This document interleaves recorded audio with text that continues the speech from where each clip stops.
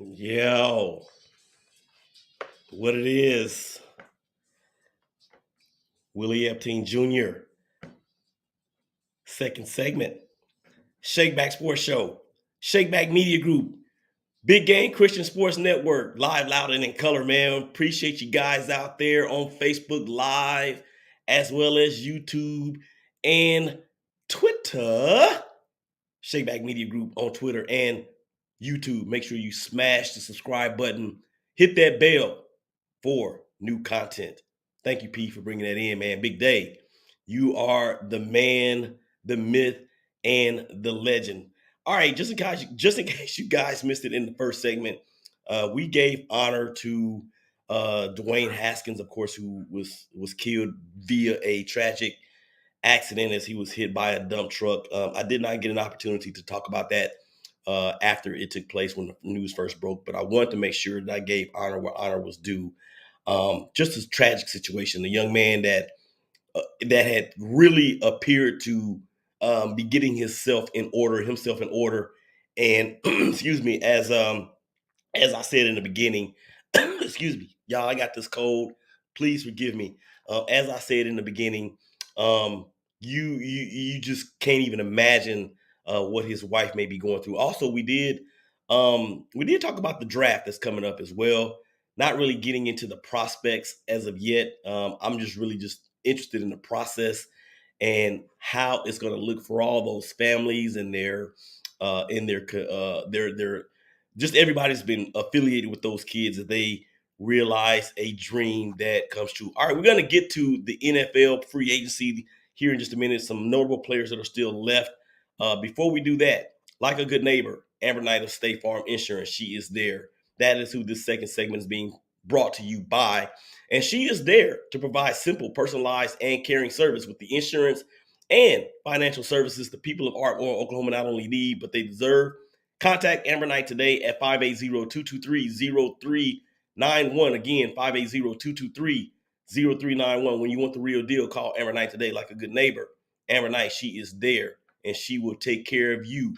Tell her that your boy from the ShakeBack Media Group, the BGC Sports Network, the ShakeBack Sports Show, told you to holler at her so y'all can set it off on your insurance and financial services needs. Okay, so I want to get to these free agents because we all know that the NFL really does not have an offseason. You go from the Super Bowl, and then you go to the combine, then you go to free agency, and then you go to the draft, and then you go to rookie minicamp, then you go to excuse me, excuse me. Oh my gosh, y'all, please bear with me. Then you go to minicamp, and then you go to training camp, and then you next thing you know, the season is upon us. So there are a myriad of free agents that are still available. And even those that are not quote unquote free agents, such as Baker Mayfield. Let's just start there.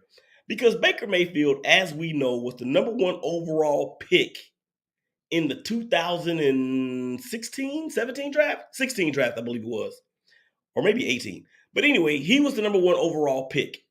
He went before Sam Darnold, ironically, who's in Carolina, who have already picked up his fifth-year option, just like the Browns have already picked up the fifth-year option for Baker. So he's due $19 million a year with the cap hit of $19 million a year. Then you have this thing that's called a trade that took place between the Browns and hashtag We Are Texans. In case you didn't remember, the Houston Texans had a quarterback by the name of Deshaun Watson, who forced himself out of Houston because he said, peace. I ain't playing with y'all. That's it. I'm done. And he of course, he has the sexual misconduct allegations, whatever you want to call it. The criminal portion of it has resolved, but he does still face the civil portion, of which he said he is going to, of course, vehemently fight. So you have Deshaun Watson that goes from Houston to Cleveland. I think Deshaun was the number 10, 9, 8 pick overall in the same draft as the same draft as Mitchell Trubisky. He was also in that draft with Lamar Jackson, as well as Patrick Mahomes and Josh Allen. But that's neither here nor there. So now you have Cleveland with the dilemma of really having three quarterbacks because they also signed, they got Jacoby Brissett in there as well. Okay, so now you call it what you want. Baker Mayfield is still on the roster, okay? And he's due $19 million that he's going to get, okay? So you have Deshaun Watson, you have Jacoby Brissett, and you have Baker Mayfield. Baker Mayfield has been rumored and linked to the Carolina Panthers, who I said just a minute ago have Sam Darnold. Both options have been picked up. Fifth-year options have been picked up by their respective current teams. Of course, Sam Darnold was drafted by the New York Jets, who now have Mac Wilson. It's crazy. So now what's going to happen with Baker Mayfield? The thing with Baker Mayfield is this. He just didn't all of a sudden, ladies and gentlemen, not know how to play the game of football. I'm not believing that. I'm not buying that. I'm not buying that whatsoever. What I am going to say about Baker Mayfield is this. He has been very up and down over the course of his career. If you look at what the Browns did his 4 years there, they were up, or they were down, then they were up. They were down, and then they were down again. And that last down was due to a lot of injury, okay, including to Baker himself. Now, if he goes to Carolina, what is that going to signify for the Panthers? Because why would they? I don't understand really why they would, unless they, and look, they're not going to trade Sam Darnold to, they're not going to trade Sam Darnold to Cleveland. That's not going to happen. So what's going to happen? What are the Browns going to do? They're asking for way too much. I think they're asking for no lower than a 2 or a 3. That means a third round pick. Baker Mayfield is not worth a third round pick, ladies and gentlemen. He really shouldn't have been selected number 1 overall, in my opinion. And a lot of people thought, and all of the reports were out, I mean, moments before the draft, that they were going to select, they being the Browns were going to select Baker Mayfield. And he had just won the Heisman Trophy. One of the best years in the history of college football. He did that. But things change when you get to the NFL. You're not as fast. You're not as elusive. Your arm is not as strong because those guys that you're playing against are all 4, 3, 4, 5-star athletes. And I'm not saying that Baker Mayfield is not a 3, 4, 5-star athlete, but when you are academically, when you are athletically deficient in certain areas of your game, that means your cerebral has to increase. You have to be Triple H. You have to become the cerebral assassin.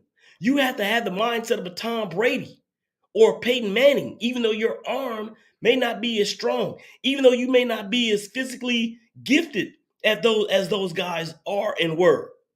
You have to increase your mental. You have to prepare in a way that renders you a step above or a higher than the opponent you're facing that week.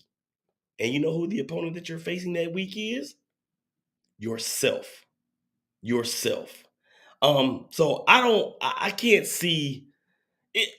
We know that nothing's going to happen until after the draft. Probably the same thing with all of these free agents that are still left on the board. I had a conversation with my big homie, Randy Brown. Shout out to Randy Brown because he's going to come on the show and we're going to talk Saints. That's his team. And as I was talking to him on Friday on the way home, we were talking about Tyrann Mathieu, the Honey Badger, and how the Honey Badger, I just don't think that no team doesn't want him. He still has a lot to bring to the table. Some of it, as far as why he has not signed yet, some of it may be contractual and the type of money that he may be looking for. Other things may be the years amount or the amount of years that he's trying to get. Maybe it's the guaranteed dollars. I don't know. And it really hasn't been reported as to what it is. But as he and I were talking, Tyrann Mathieu, the Honey Badger, can still bring a lot to the table for a lot of teams. And he visited the Saints, as me and Randy talked about. And the thing is that Malcolm Jenkins just retired. I don't know if he's going to be a Hall of Famer or not, but he does have a Super Bowl ring, and we know about his exploits off the field in terms of social justice and racial inequality and all those things. Good for him. And he's already set up to move on to the next phase of his life. And that's the thing about sports, man. You go from being an old man to a young man really, really quickly. Really quickly. Because I think Malcolm Jenkins may be 34, 35, if that. That's young. But anyway, back to Tyrann Mathieu. He's look, the Cowboys could use him. If the and let me just say this real quick about the Cowboy fans, because if the Cowboys get Tyrann Mathieu, they're going to start chanting even more. They're going to start chirping even more. You know we're going to the Super Bowl, right? No, you're not. You're off unless Tyrann Mathieu can play offensive line. No, you're not. You're not going to. You may not even win your division in 2022. Okay, Odell Beckham Jr. He's still out there. Of course, he had the surgery on his ACL. He's now torn his ACL twice in the last 3 years. You remember back when he was in New York, he had that awful ankle injury. So he's had 3 major lower leg injuries in the last 6 years or 7 years. That's not good. But due to the technology of medicine and recovery these days, he could be back out there and still able to perform at a high level. Will he maintain free agency status through the season until he gets super healthy? We shall see. Dwayne Brown, I'm not going to really talk about him. Jadeveon Clowney, Melvin Ingram, Rob Gronkowski. Of course, Rob doesn't know what he's going to do.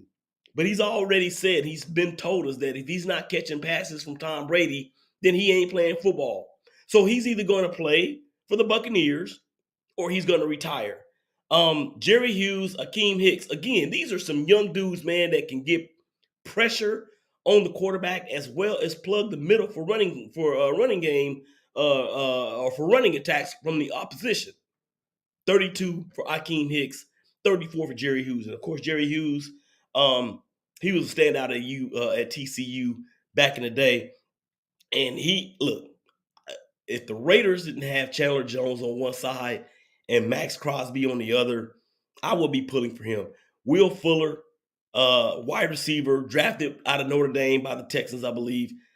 He's just been all over the place in the NFL. He's been suspended. He's been off injured, but he can still take the top off of the defense if nothing else. Julio Jones. Julio Jones is clearly on the backside of his career. He right now would be a possession receiver at best. He may be even just a slot receiver at best. So what I'm thinking is this, is that if Julio Jones can link up with maybe Aaron Rodgers or God forbid Patrick Mahomes in Kansas City, or even Josh Allen in Buffalo, he could still provide a lot because with Diggs and Davis and without Beasley, of course, Beasley's gone, but if you insert Julio Jones into the wide receiver room in Buffalo, he is an upgrade over Cole Beasley. Even though Cole Beasley is way younger, I would take a Julio Jones at the age of 33, 34 over Cole Beasley in his prime any day of the week. That is just what I would do. And again, after the draft, we may see a lot of the chips start falling in terms of these guys and where they may sign. Another couple of free agents out there like Joe Hayden. Joe Hayden at one time was considered to be or was projected to be a lockdown corner.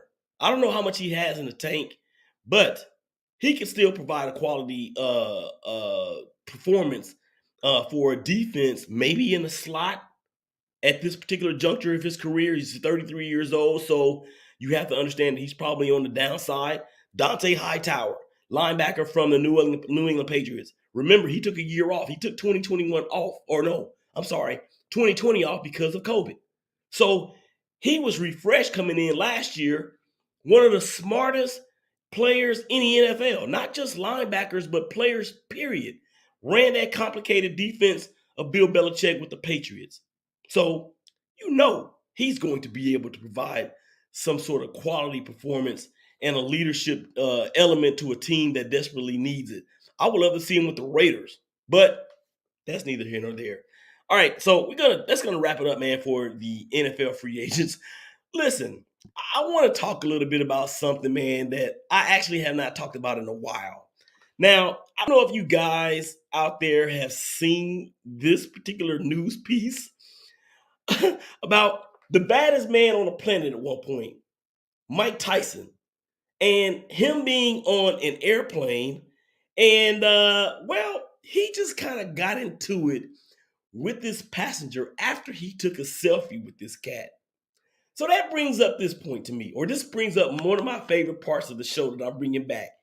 It is called the You Big Dummy segment. And the big dummy in this case is the dude that poked the bear. Here we go.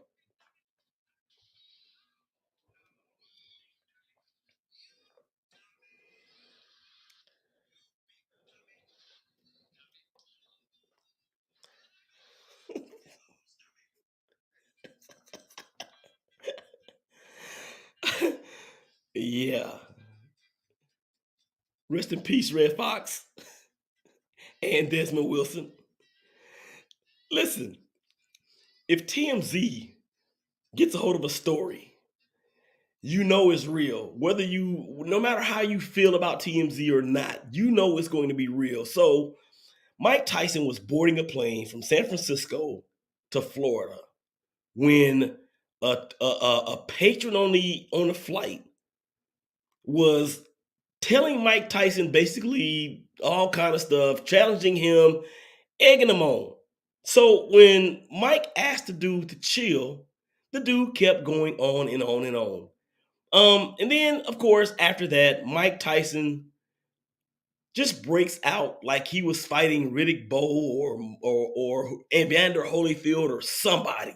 Okay. And this dude hits Mike Tyson hits this dude with a flurry of punches. I mean, it looked like the uppercuts of old when he would go one to the body and two to the head. This dude's face is cut, bloody, all that. All because he wanted to poke Mike Tyson. Now, I will say this. Whoever this guy's name, and I was looking for his name, but I could not find it. Whoever this dude is, he certainly is famous now. He certainly is famous now. When you take punches from the baddest or the one-time baddest man on the planet, and now that Mike Tyson, of course, we know his history in the ring, out of the ring, whatever. But this dude, man, has gotten his life together at the age of 55. That just goes to show you that it's never too late. He's gotten his life act together at the age of 55, and he's just trying to live a chill life. And this dude becomes the big dummy segment of the week. All right, ladies and gentlemen, thank you guys out there for checking us out on Facebook Live as well as YouTube and Twitter. This will be going to our Roku TV network channel as well. Come on back on the other side of the break. We're going to go into some NBA playoffs. Big day. Willie Epstein Jr., ShakeBack Sports Show. Y'all come on back and holler at us.